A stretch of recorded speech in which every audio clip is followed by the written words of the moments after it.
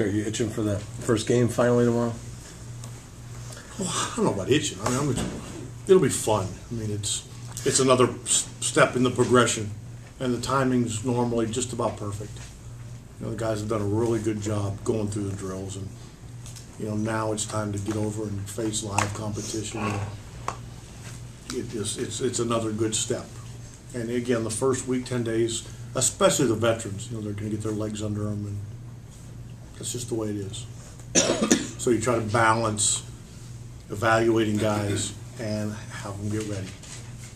I think the best thing we can do as a staff is try to see our guys at their best, you know, whenever that is. Give guys like Morgan and Francona and Adams in there on day one, just how important is it to see those guys who are going to be competing for this stuff? That group of guys, you know, especially, I probably won't play Swish for maybe, I don't know, 4 or 5 days, just because I think he felt like we went too quickly last year. And so if we're going to do that, I'd like to give the at-bats to the guys that are competing. Give them some extra at-bats, that'd be good for them. What about Bourne? You mentioned possibly. I think he'll play. I think he'll get a couple at bats the second game. It's just precautionary, or just with Bourne? No, I just wanted to split up the group. So I just wanted to split up the group. Talk about a guy like Morgan and what he can bring as an extra outfielder, especially having been Well, gone for speed. Game. You know, he can change the game with speed. You know, he played in Japan last year, so I haven't seen him for a while. But, you know, some of it's going to be the makeup of our club, you know, and what fits. But, you know, the best thing is seeing guys good. If we can see them good, you know, things usually have a way of working out.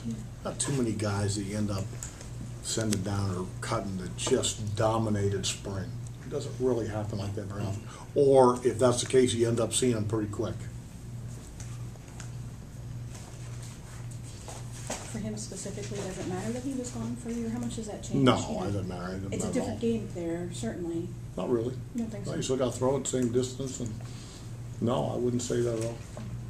If anything, sometimes guys maybe, not grow up, but mature, and they're given some different challenges, and sometimes they come back better players. You saw Blake Wood briefly in September, you know, but he was still kind of coming back. Is he a guy you're kind of intrigued to see this spring, given how hard he throws? Very. And one of the things we've talked to Blake about right from the get-go was times to the plate, managing the running game. And we didn't want to do a whole lot of that in September because he was coming back from the arm, and we thought it was important for him to get his legs under him. Now that he has, it's something that he's aware of, and he can do it. He hasn't done it consistently like in his bullpens, but he can do it, and when he does it, he's throwing 97, 98. It's got a chance to be pretty special. You guys taking things a little slower with Shaw too? I mean, he's not. So him and Cody together. Okay. I would lump them in the same exact boat. They're two guys that threw a lot last year. They will throw a lot again this year, and we'd like to start them maybe a week later than the other guys. Okay. And it also gives us a chance to look at everybody else.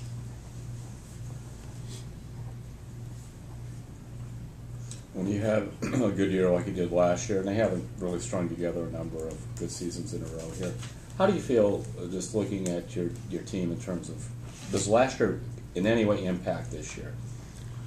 Oh boy, I guess, I think you try to use everything to your advantage. You know, I think the one thing I would say off the bat is that inevitably you're going to go through low periods.